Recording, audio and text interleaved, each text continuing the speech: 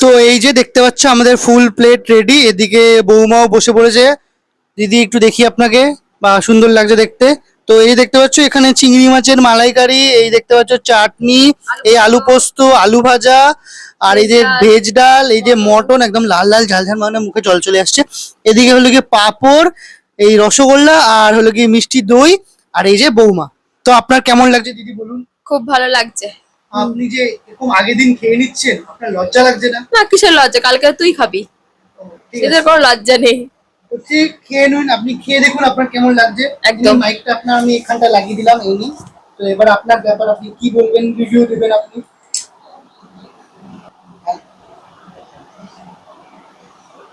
হুম।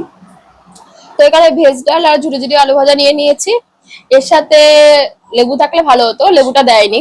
লেবু দেয়নি, কিন্তু ফটোতে লেবু দেখিয়েছিল। এ না, খাওয়া যাক।